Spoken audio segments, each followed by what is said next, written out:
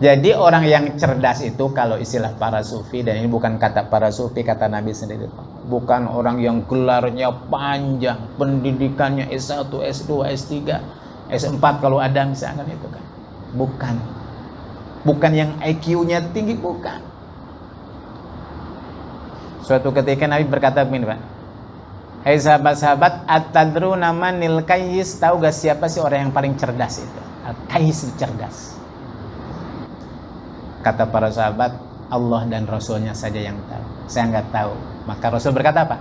Al-kayyisu mandana nafsa wa amila lima ba'dal maut. Orang yang cerdas adalah orang yang senantiasa dia mampu mengendalikan nafsu negatifnya, dorongan-dorongan negatif dalam dirinya itu dia kendalikan. Bukan nafsu yang mengendalikan dia, tapi dia mampu mengendalikannya. Wa amila lima ba'dal maut, dan dia selalu mempersiapkan diri, membekali diri dengan amal-amal soleh sebagai bekal untuk kehidupan setelah kematian. Jadi orang yang cerdas adalah orang yang siap dan dia pandai memanfaatkan apa? Momentum gitu kan. Ada saja kebaikan yang dia lakukan, sekecil apapun itu. Ya. Nah, itulah orang yang cerdas. Sebaliknya, nah ini sebaliknya nih. Ihalatukal a'mal, penundaanmu atas amal-amal solehmu itu pertanda sebagai kebodohannya seseorang. Pada kesempatan sore hari ini kita akan membacakan, mengkaji kitab Al-Hikam, insyaallah Al-Hikmatus Sadisatu wal Ishrun, hikmah yang ke-26 ya. Di hikam ini sangat banyak, sekitar 200 sampai hikmah-hikmahnya itu. Nah, kita akan mengkaji hikmah yang ke-20, As-Sabi'atu wal Ishrun, 27 ya.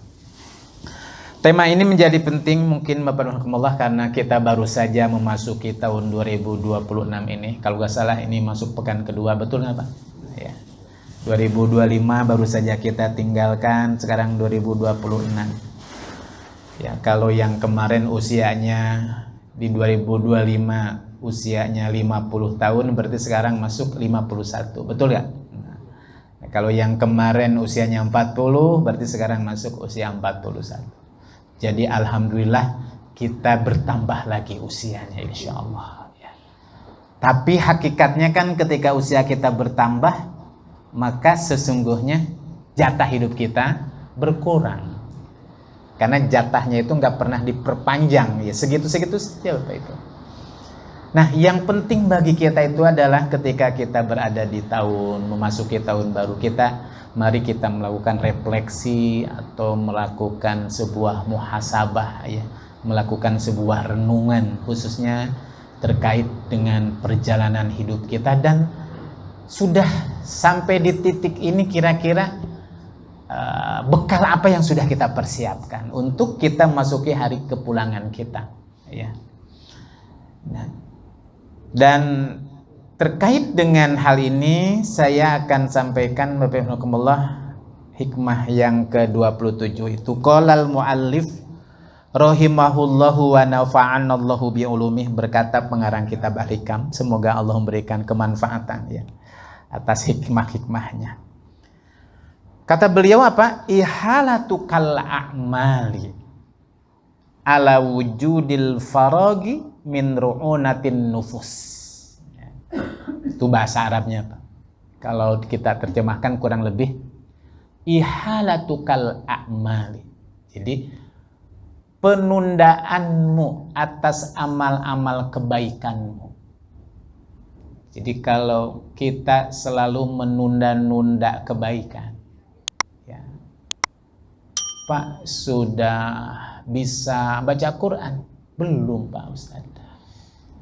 Kita belajar yuk, walaupun kita belajar dari abad, kayaknya belum sempat gitu kan itu. Nanti saja Pak Ustaz kalau sudah pensiun. Nah itu menunda-nunda. Pak sudah berangkat haji? Belum Pak Ustaz. Sekarang ajian antri itu apa, antrian itu kan berapa tahun Pak? Kalau sekarang alhamdulillah kalau daftarnya tahun ini ada kebijakan baru dimanapun kita berada antriannya 26 tahun. Kalau tahun yang lalu kan di Sumatera daftar nunggunya misalkan 30 tahun. Di Jawa ada 20 tahun, beda-beda. Sekarang kan rata. Pokoknya daftar haji sekarang antriannya 26. Wah, kayaknya kalau antri lama Pak Ustaz.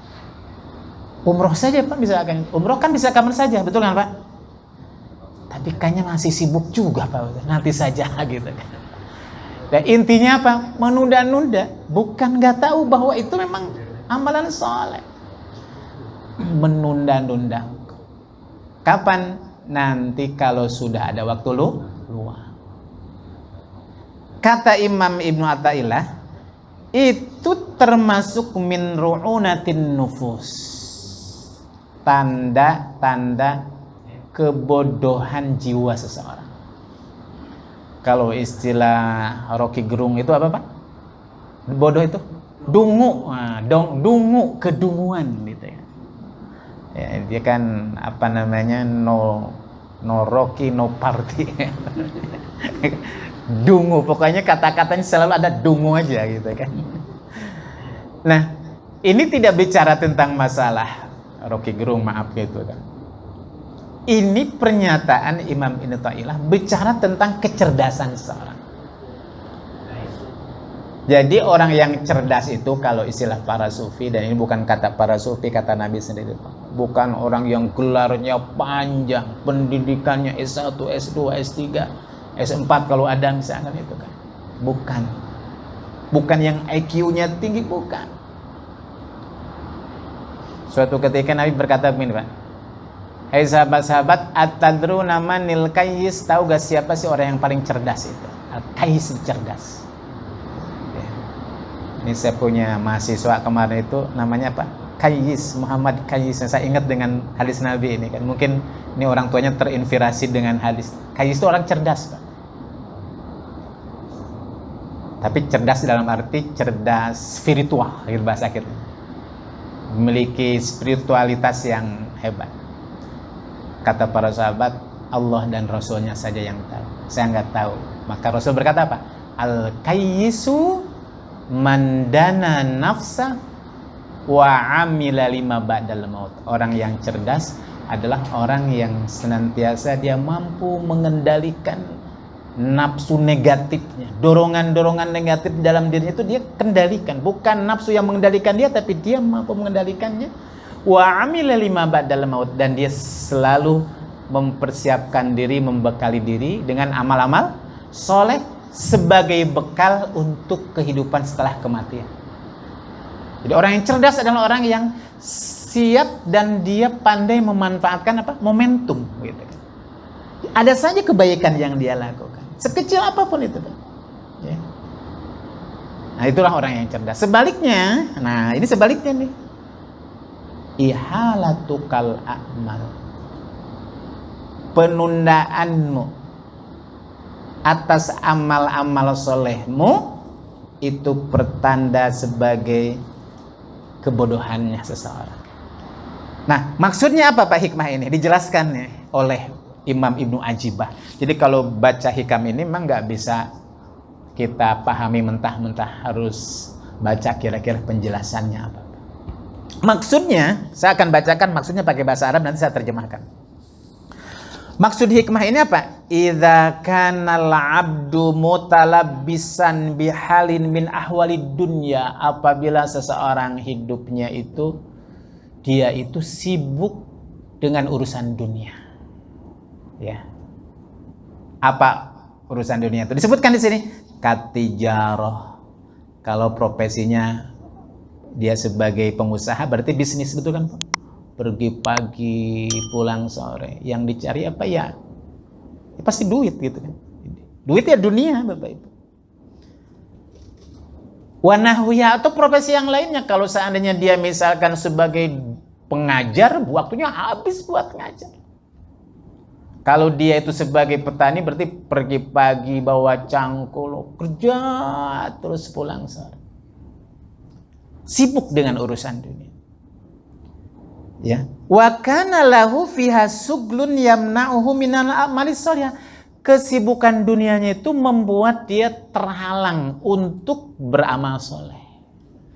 Ya, jadi karena kesibukan dunianya itu dia nggak sempat beramal soleh, nggak sempat beribadah, sekecil apapun ibadah itu. Ya walaupun sebenarnya kita nyari uang juga ibadah, betul kan Pak? Gitu kan?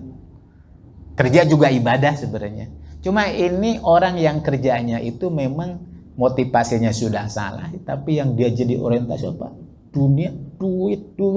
Pokoknya kadang-kadang yang ada di benaknya itu gimana saya supaya dapat uang banyak, gitu Bapak Ibu. Sampai kemudian apa Bapak Ibu? Gak sempet dipanggil sholat, Allahu Akbar misalnya. Untuk panggil sholat saja kayaknya tanggung, ini lagi proyek nih misalnya gitu kan. Ini kalau lagi bisnis ini lagi laku-lakunya customer itu pada berdatangan misalnya gitu kan. Nanti saja. Ya, sholat kan ini baru azan, belum qomat. Qomat Allahu Akbar, asyhadu an la ilaha illallah, baru qomat, nanti juga masbuk masih apa? Masih boleh. Sampai karena dia sibuk semuanya itu gak sempat melakukan kewajiban dia sebagai hambanya dipanggil oleh Allah Subhanahu wa taala. Waktu sholat habis Bapak Ibu misalkan itu kan. Akhirnya yang mestinya dia segera dia memenuhi panggilan Allah, gak bisa. Kenapa? Sibuk. Ya, Bapak Ibu rahimahumullah. Maka kalau ada orang semacam itu, maka itu kata Imam Ibnu Athaillah apa Pak? Dan dia berkata, idza tafarragtu, apabila nanti sudah dapat waktu kosong, waktu luang, nanti saja kalau sudah pensiun kan banyak waktunya, mau belajar nanti pensiun, mau umroh nanti saja sudah pensiun, pokoknya nunggunya pensiun aja gitu. Apa? Idza tafarragtu amiltu dzalika, kalau seandainya sudah dapat waktu luang, waktu kosong, maka saya akan melakukan itu. Fadzalika min hamaqatin nufus, maka itu dia itu pertanda dia itu adalah apa? Jiwanya itu bodoh, nggak cerdas, ya, nggak pinter, nggak cerdas. Nah ini Bapak Ibu rahimakumullah, apa namanya, hikmah yang keberapa? 27. Jadi Bapak Ibu segera ketika ada peluang untuk berbuat baik, amal soleh, jangan ditunda-tunda. Ini sesuai dengan pepatah Arab. Ini pepatah Arab Pak, hadis Nabi, tapi kayaknya ini pepatah Arab. Apa Pak? Baydatul yaum khairun min dajajatil ghad. Telur hari ini lebih baik daripada ayam hari esok. Pernah dengar nggak Pak? Telur hari ini lebih baik daripada hari esok. Ini tapi kalau di kalangan santriwan itu suka namanya ada mahfuzot, hafalan kata mutiara. Telur hari ini lebih baik daripada ayam hari esok. Maksudnya apa Pak? Ketika ada telur, jangan nunggu jadi ayam, belum tentu besok jadi ayam gitu kan. Manfaatkan yang ada. Maksudnya apa? Segera kalau ada peluang kebaikan, jangan ditunda-tunda. Jangan ditunda-tunda. Jangan menunda-nunda waktu untuk kita berbuat baik. Segera. Ya, Bapak Ibu. Nah, pertanyaannya kok kenapa Imam Ibnu Athaillah menganggap bahwa kalau ada orang yang selalu menunda-nunda, tidak segera beramal soleh, itu dianggap bodoh. Alasannya 3 Pak, lihat. Ya. Wa hamaqatuhu min thalathati aujah. Sebab kebodohannya sebabnya ada 3. Apa yang 3 itu? 1, awaluhu itsaratud dunya 'alal akhirah. Berarti Pak, kalau ada orang yang dia itu tidak segera mempersiapkan diri, berbekal diri, memanfaatkan momentum sekecil apapun itu kebaikan itu, sambil kemudian dia berkata, nanti saja kalau ada waktu yang luang, maka saya baru akan melakukannya. Berarti hakikatnya dia itu sudah lebih mementingkan dunia daripada akhirat. Betul Pak? Kan biasanya yang menjadi faktor pemicu kenapa menunda itu nih, karena ada yang dia sedang kejar, betul Pak? Yang dia itu biasanya mengejar apa? Dunia, uang. Makanya kalau orang Barat mengatakan time is money gitu kan. Waktu itu adalah uang. Kalau waktu berlalu begitu saja kemudian tidak digunakan untuk mencari atau memanfaatkan untuk mendapatkan keuntungan duniawi, berarti itu rugi banget. Nah, kalau orang mukmin kan al waktu itu apa? Kalau Imam Sayyidina Ali itu bukan time is money, hayatuna kulluha ibadah. Hidup kita adalah ibadah. Termasuk nyari uang, misalkan itu kan kerja juga sebenarnya itu juga ibadah, asalkan dari awal diniat bismillahi tawakkaltu 'alallah la haula wala quwata illa billah. Ya Allah, aku pergi dari rumah ini bukan hanya semata-mata untuk mendapatkan uang, tapi semata-mata kan ini Engkau kan memerintahkan kepada kami untuk menunaikan kewajiban kami sebagai seorang suami, kepala rumah tangga, punya kewajiban menafkahi anak istri. Ya Allah, aku berangkat. Kalau petani nyangkul, kalau dosen ngajar, kalau sebagai karyawan dia bekerja, kan itu kan. Pulang ke rumah, capek, lelah, berkeringat, kasap tangannya setelah dia nyangkul, maka kata Nabi, itulah yang akan menghapuskan dosa-dosanya. Betul Pak? Kenapa? Karena ibadah. Karena bagi dia ibadah itu kerjanya bukan tujuan. Ini kan cuma wasilah saja, betul. Yang jadi masalah kata Imam Ibnu Athaillah itu adalah ada orang yang mencari dunia itu jadi orientasi hidup. Sehingga dia lupa bahkan dia meninggalkan kebaikan amal soleh yang mestinya harus dia siapkan. Betul Pak? Kalau masalah uang memang Nabi juga orang kaya, betul kan Pak? Nabi juga pedagang, ya. Abdurrahman bin Auf juga dia konglomerat. Nabi Daud tukang pandai besi, kan itu kan. Nabi Musa juga dia berternak. Nabi sebagai pedagang. Kemudian siapa lagi? Para nabi memang juga mereka mencari nafkah. Cuma akan banyak orang yang justru lupa dia. Nah, ketika dia sampai melupakan kewajiban dia, apalagi peluang amal soleh dia tinggalkan hanya karena dia sibuk dengan urusan duniawinya, maka berarti dia itu sudah memilih dunia dibandingkan akhirat. Bukankah dunia ini sebentar, betul Pak? Ya. Kan dunia paling berapa lama sih kita hidup di dunia? Berapa lama kita bisa menikmati uang? Betul Pak? Ya. Kata Nabi, inna a'maru ummati baina sittina wa sab'in. Umur umat itu kan kisaran 60 sampai 70. Paling lama sekitar segitulah gitu. Kan setelah itu selesai, betul kan Pak?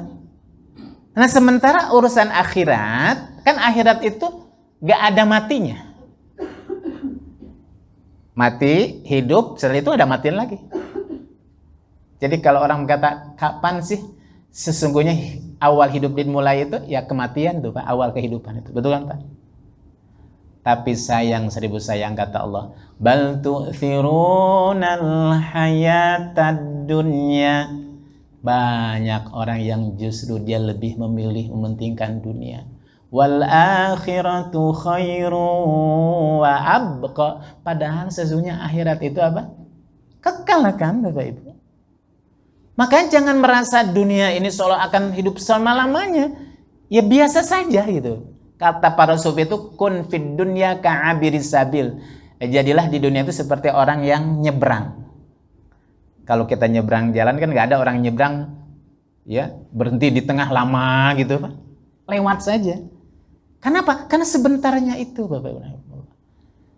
Ya.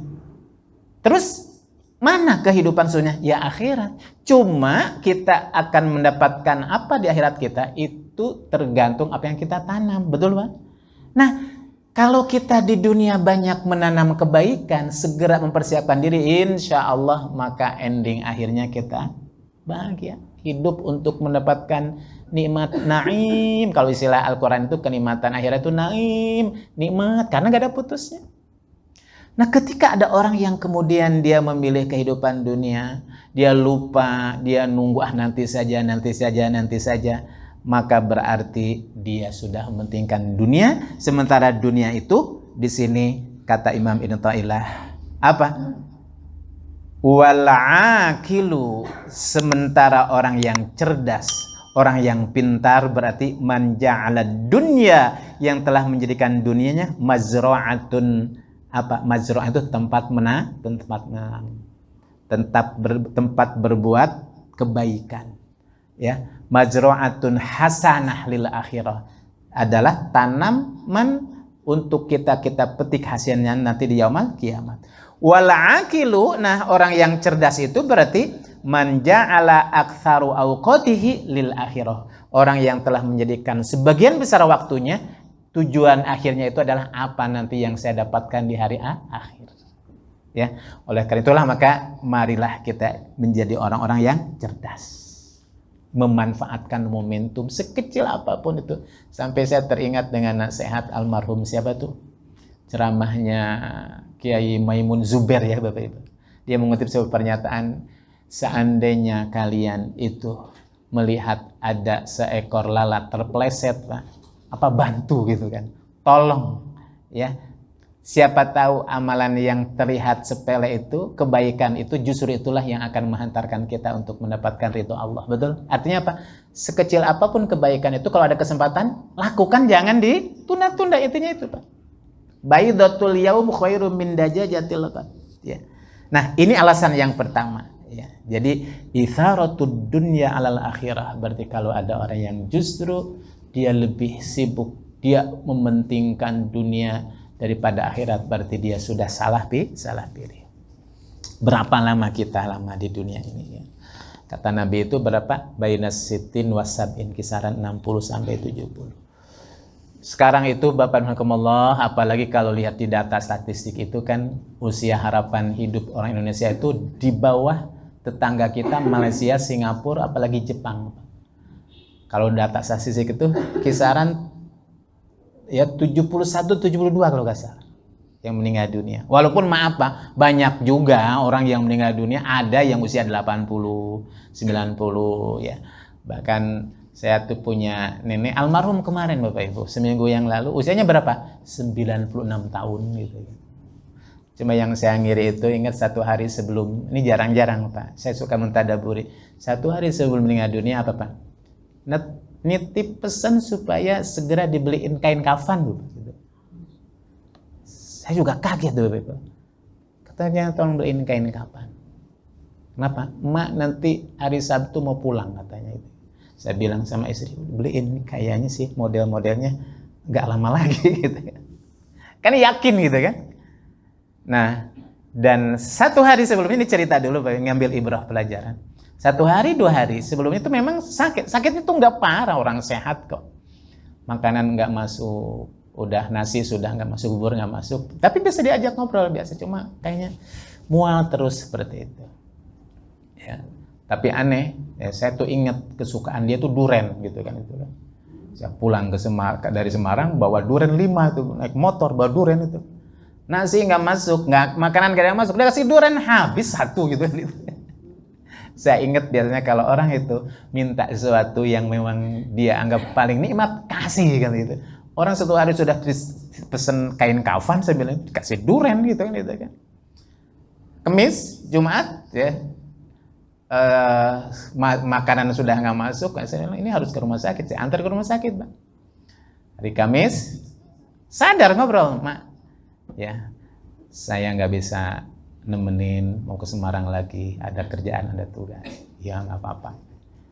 Kamis Semarang, malam Sabtu, hari Jumat saya ditelepon lagi sama istri, ini udah ngedrop HB-nya, udah nggak diajak ngobrol, udah nggak nyambung, bicara gitu kan. Wah selalu itu pulang di tengah perjalanan memang meninggal dunia. Tapi ada yang menarik Bapak Ibu, sebelum meninggal dunia itu dikumpulin anak cucunya, minta dibacain surat Yasin gitu kan. Tolong bacain Mas surat Yasin.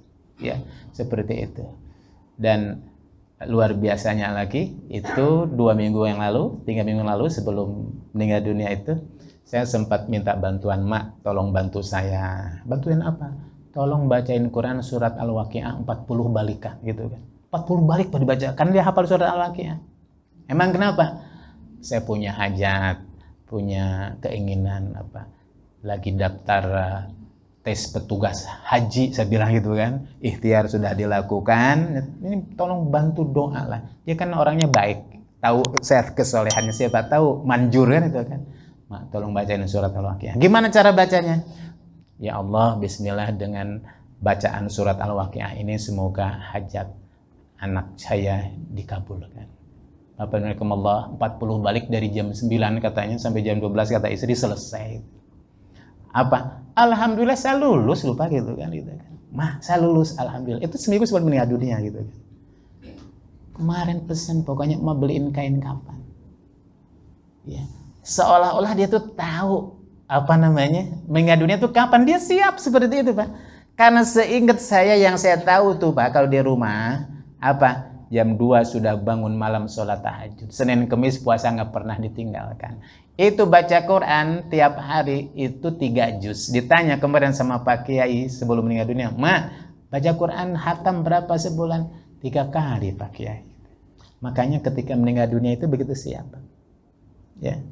Dan terakhir itu pernah ngomong, Mah belum siap mati kalau seandainya belum mencium Ka'bah. Tahun 2023 saya antar tawaf itu waktu itu usianya 93 Pak. Kuat itu Bapak Ibu, subhanallah. Saya antar tawaf karena 93, siapa tugas saja yang mau kan itu kan. Kuat. Pas pulang itu alhamdulillah mama sudah tenang sekarang. Dan memang tiap hari nggak kemana-mana. Kalau nggak baca Quran, malam sholat tahajud, dan setiap hari dia Senin Kemis itu puasa nggak pernah ditinggal. Akhirnya makanya ketika meninggal dunia itu begitu mudah dan begitu paham dan tahu kapan meninggal dunia. Makanya ada sebuah hadis Nabi apa? Man asya ala syai'in mata alaihi. Barang siapa yang ketika hidupnya itu dia hidup di atas kebiasaan-kebiasaan tertentu, maka dia matinya juga kemungkinan akan mati di atas kebiasaan-kebiasaan yang biasa dilakukan ketika hidup. Kalau hobi kita emang waktu kita lebih banyak naik gunung, bisa jadi meninggal dunia itu di gunung. Kalau waktunya habis banyak buat itu. Kalau Bapak Ibu waktunya habis banyak di masjid, baca Quran, bukan suatu mustahil meninggal dunia sedang baca Quran Pak. Pernah lihat ada orang meninggal dunia sedang sujud Bapak Ibu? Kalau misalkan hobinya waktunya banyak buat balapan motor, bisa jadi meninggal dunia saat balapan motor. Ini hadis Nabi loh, man asya ala syai'in mata alaihi. Barang siapa yang hidupnya dia tumbuh di atas kebiasaan-kebiasaan itu, maka matinya juga akan seperti itu. Subhanallah, ya. Barang siapa yang biasa melazimkan kata-kata la ilaha illallah, mungkin ketika meninggal dunianya akan mudah mengucapkan la ilaha illallah, Pak. Betul nggak? Iya. Kenapa? Itu sunatullah. Ya. Nah, pertanyaannya adalah kemudian sudah seberapa siapkah kita gitu kan untuk menuju kepulangan kita, bekal kita itu, amal soleh itu. Makanya jangan ditunda-tunda. Jangan ditunda-tunda. Ketika ada peluang, waktunya ada, segera lakukan. Kalau nunda-nunda itu bodoh. Alasannya satu, karena dia berarti kalau dia selalu menunda-nunda kemudian memilih ya kesibukan duniawinya, dia sudah memilih kehidupan yang sebentar dan dia meninggalkan kehidupan yang selamanya. Alasan yang kedua, kenapa disebut bodoh? Lihat. Atsani, alasan yang kedua, kenapa dia dikatakan bodoh, nggak cerdas? Karena apa? Taswifuhu fil amali ila waqtil faragh. Ketika seorang menunda-nundanya sampai kemudian dia mendapatkan waktu luang, baru nanti dia akan melakukannya. Kenapa? Qad la yajiduhu bal yahtatiful mauti qabla dzalik. Bisa jadi waktu luang itu enggak didapatkan. Kenapa? Karena kematian keburu datang menjemputnya. Ketika kematian datang menjemputnya, maka baru disitulah dia baru menyesal. Betul Pak? Ya. Dan kabarnya lagi, masalahnya kematian itu tidak ada yang tahu. Itu saja masalah. Mungkin merasa nanti saja kayaknya masih sehat gitu kan. Masih sehat lah, nanti saja kalau udah waktunya luang. Cuma masalahnya kan nggak ada yang dikasih tahu kabarnya akan meninggal dunia. Syukur kalau seandainya misalkan memang waktu luang itu masih ada. Pensiun masih didapatkan banyak Pak, orang-orang yang taubat itu ketika pensiun tuh banyak, ya kan? Rata-rata itu yang jadi pengurus takmir semua itu pensiunan semua kan gitu kan. Luar biasa. Dulu nggak pernah datang masjid jadi ketua takmir. Alhamdulillah ya kan. Waktunya ada. Cuma permasalahannya nggak semuanya waktu luang itu didapatkan. Kenapa? Kematian keburu datang. Dan ketika kematian keburu datang pada waktu itu, disitulah nanti banyak orang yang nyesal. Kenapa ya Allah ketika hidup kemarin gak segera dilakukannya. Dan dia baru sadar, oh ternyata akhirnya ketika berjumpa dengan Allah itu, ternyata yang akan membuat dia selamat itu apa? Amal soleh yang dulu ditinggalkan itu. Betul Pak? Lihat surat Al-Munafikun. Ya ayyuhalladzina amanu anfiqu mimma razaqnakum min qabli an ya'tiya ahadakumul maut fayaqula rabbi laula akhartani ila ajalin qarib fa'asaddaq wa akum minas salihin. Itu surat Al-Munafikun ayat berapa? 10 kalau nggak salah ya. Hei orang-orang yang beriman, segeralah beramal soleh. Amal solehnya khusus kalau Munafikun itu spesifik. Apa? Infak ya kan? Sodako. Nggak yang lainnya sodako itu. Ya. Kenapa sodako kata para mufasir? Karena memang salah satu di antara amalan yang tidak boleh kita lupakan kalau bisa, dan kalau kita punya segera itu ada amalan yang disebut dengan amalan jariah itu ya, wakaf jariah Bu. Sodakoh jariah itu barang yang kita berikan, yang barang itu nggak hilang, itu namanya jariah. Istilah sekarang itu ada wakaf, cuma sekarang ada istilah wakaf tunai ya, uang gitu kan. Dan ini debatable karena sejatinya yang namanya wakaf itu harus benda yang memang nggak hilang. Tanah, sumur kan itu ya, seperti itu. Tapi sekarang uang, ya uang ini kenapa? Karena ketika kita bangun masjid butuh tanah, kan nggak ada orang yang wakafkan 1 hektar ya kan. Nah apa, beli tanah yang 1 hektar butuh uang tuh.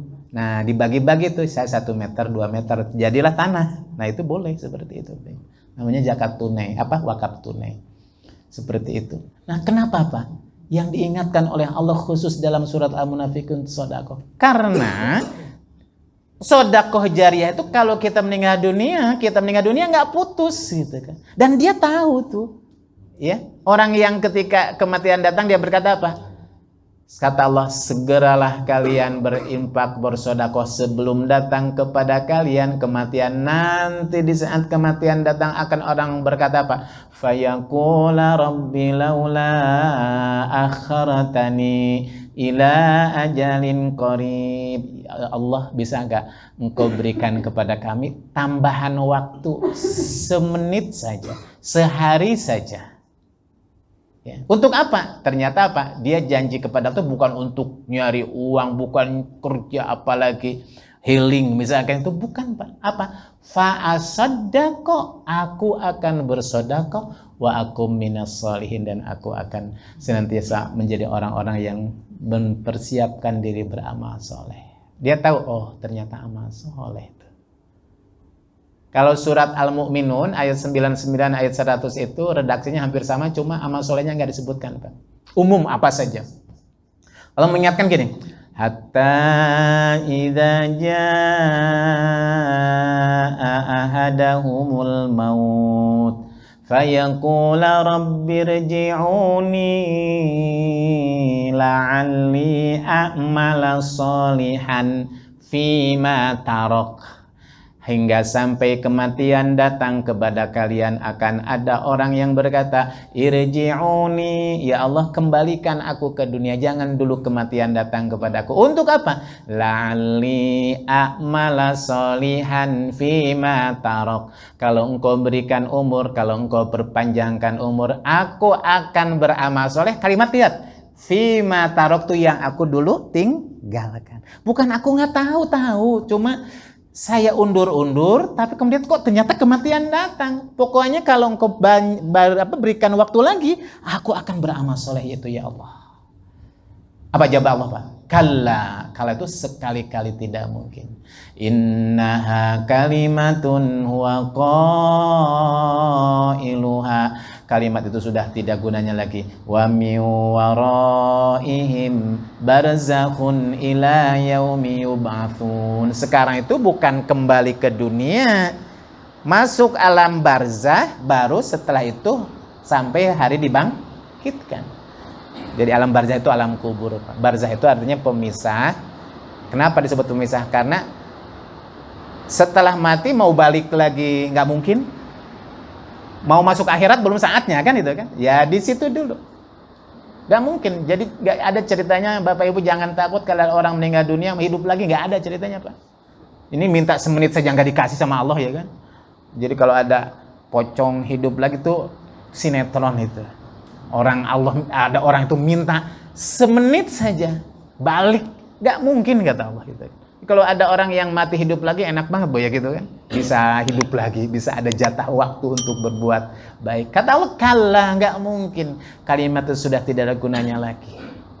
Ya, maka berarti kalau ada orang yang tidak segera menunda-nunda, tapi kemudian kematian tiba, mungkin dia akan berkata dalam hatinya, bodohnya aku ya, kenapa aku tinggalkan tuh gitu kan.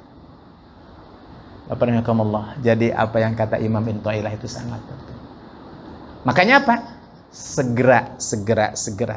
Makanya kata Nabi apa Pak? Igtanim khomsan qabla khomsin. Perhatikanlah yang 5 sebelum datang yang 5. Apa yang pertama? Hayataka qabla mautika. Ketika hidup sebelum datang kematian. Kalau udah mati semua nggak bisa. Yang kedua, gina aka qabla fakrika. Ketika sedang banyak uang, bisnis lagi lancar, pemasukan terus, rekening banyak. Nah, itu manfaatkan sebagiannya untuk berbuat baik. Nah, kalau sudah rekening kosong kan nggak bisa.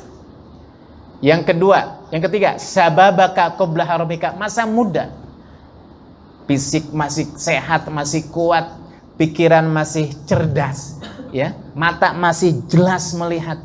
Nanti kalau sudah tua mah penyakit B kompleks datang kepada kita banyak. Beser, budek, bolot, gitu kan orang udah tua kan gitu Pak gitu kan. Ya, banyak B kompleksnya gitu. Ketika muda kan enggak gitu kan. Ya. Cuma kadang-kadang ada pepatah orang Betawi itu, kelapa muda kupas-kupasin, kelapa tua tinggal batoknya. Masa muda puas-puasin, masa tua tinggal bongkoknya gitu. Maksudnya ketika masih muda, enggak apa-apa masih muda, cobain semua, ya. Apa ya, judi dikit-dikit nggak apa-apa, zina nanti taubat, kalau taubat kan nanti bisa terhapus dosa kita. Sebelum taubat dia mati kan gitu Pak ya. Dan yang keempat apa? Masa lenggang, masa senggang, ketika ada waktu. Nah itu kan ada, sebelum nanti gak ada waktu sama sekali. Itu yang 5 ini Bapak Rahimahumullah ya. Nah, ketika kita sekarang Bapak Ibu ya Allah, alhamdulillah kita diberikan kesempatan oleh Allah untuk memasuki tahun 2026. Coba lihat, saksikan, gak sedikit tetangga kita, saudara kita mungkin yang seangkatan dengan kita, akhirnya memang dia berakhir di tahun 2025. Berarti kan gak ada lagi peluang untuk berbuat baik di 2026. Kita alhamdulillah, mudah-mudahan di 2026 ini kebaikan kita bertambah. Amin. Amin. Semangat kita untuk terus ya melakukan kebaikan, amal soleh sekecil apapun Bapak dan Ibu, kebaikan itu memang asalkan niatnya ikhlas, itu menjadi apa? Kebaikan kita. Amal soleh berupa lidah, jangan bosan, jangan kita luputkan baca zikir dimanapun kita berada. Khafifatani fil lisan, sakilatani fil mizan, mudah diucapkan tapi berat timbangannya. Apa? Subhanallah walhamdulillah wala ilaha. Kan itu juga amal soleh ketika kita kerja, betul kan Pak? Datang ke tempat kerjaan sebelum masuk mulai jam kerja, ada waktu tuh 15 menit, datang ke mushola, sholat 2 rakaat. Betul nggak Pak? Pokoknya ketika ada peluang segera jangan ditinggalkan. Berarti apa? Jadilah kita menjadi orang cerdas. Ya, Bapak Ibu rahimakumullah, saya rasa ini ya hikmah ke-27 insyaallah ya, hikmah Imam Thailah ini sangat bermanfaat bagi kita semua. Ini nasihat buat saya juga khususnya dan buat kita semua insyaallah ya. Dan mudah-mudahan sekali lagi kita lebih baik di waktu-waktu ke depan daripada waktu-waktu sebelumnya ya. Sepertinya sampai di sini dulu Bapak Rahimakumullah ya. Nanti kita lanjutkan dengan hikmah berikutnya dalam kesempatan yang akan datang. Ini masih banyak hikmah Imam Thailah. Yang benar dari Allah dan Rasulnya, yang salah dari kehilapan saya pribadi. Wallahul muwafiq ila aqwamit thoriq wa nasrum minallahi wa fathun qarib. Wassalamualaikum warahmatullahi wabarakatuh.